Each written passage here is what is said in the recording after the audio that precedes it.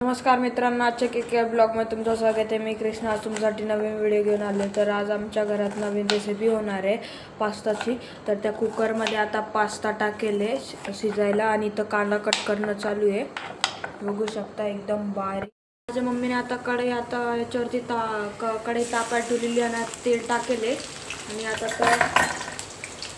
काय टाकेले वाटतं बघायला, लसण टाकेले। मी बघितलंच नाही काय टाकेले। आता लसण टाकले, तर मिरच्या पण काढून घेते ते, हे बघू शकता एकदम लसण टाकले।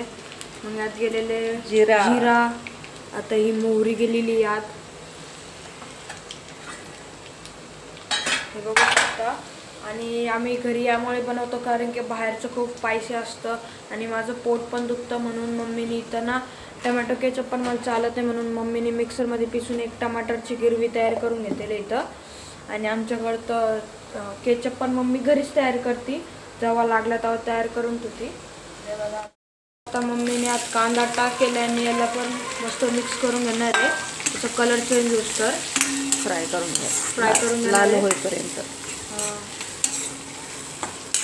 हे बघा,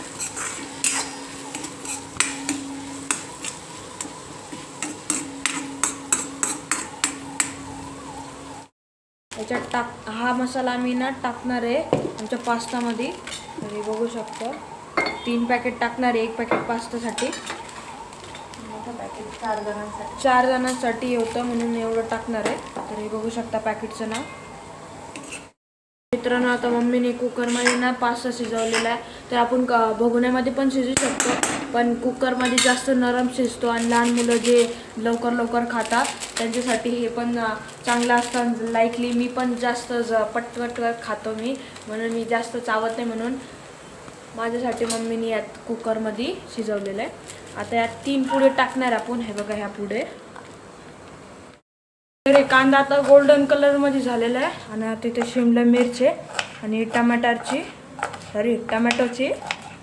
पेस्ट आहे, हा मिक्सरमध्ये पिसून घेतला। आता याच्यात गेले शिमला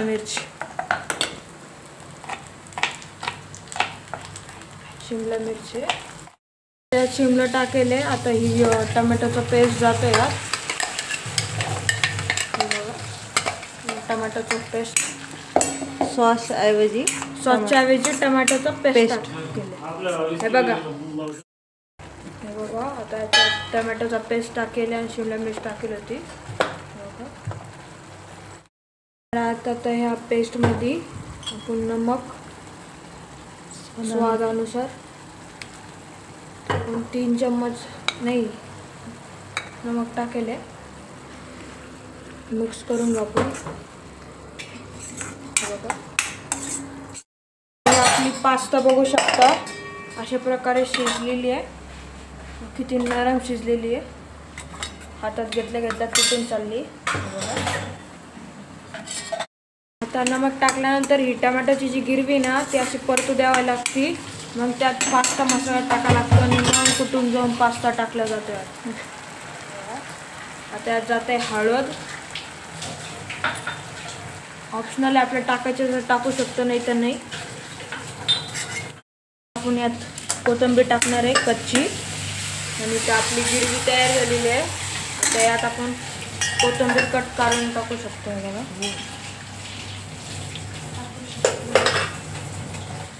आता कोथिंबीर टाकणार आपण, तर अशी कच्ची कोथिंबीर धुवून घ्यायची आणि याला कट करून टाकायची आणि आपल्या ग्रेव्हीत टाकून द्यायची। ते पास्ता मसाला जातोय, जी तुम्हाला स्टार्टिंगला जे पॅकेट दाखवलं होतं पास्ता मसाल्याचं, तेच पॅकेट आपण याच्यात टाकेले। तर आम्ही 4 जणांसाठी बनवतो, तर 3 पुढे टाकेले यात, हे बघा कसा ग्रेव्हीचा कलर चेंज झाला। आता आपण यात थोडेसे पास्ता टाकणार आहे पहिले, हे बघा पास्ता चालले आपल्या। तर यात आपण सर्व पास्ता टाकून दिला, कुकरमधला पास्ता आपण सर्व टाकून दिला यात। आता ती ग्रेव्ही याच्यावरती आता हलवून घ्यायचं, एकदा नीट मिक्स करून घ्यायचं। तर मित्रांनो, आपली पास्ताची रेसिपी तयार आहे। तर तुम्हाला ही रेसिपी तुम्ही जरूर ट्राय करून बघा आणि तुम्हाला ही रेसिपी कशी वाटली मला कमेंटमध्ये नक्कीच सांगा. मित्रांनो, तुम्हाला माझा हा व्हिडिओ चांगला वाटला असेल तर मला कमेंटमध्ये नक्कीच सांगा आणि माझ्या व्हिडिओला लाईक आणि सबस्क्राईब करा आणि तुम्हाला अगर असे व्हिडिओ अजून लागत असेल रेसिपीचे तर मला कमेंटमध्ये सांगा.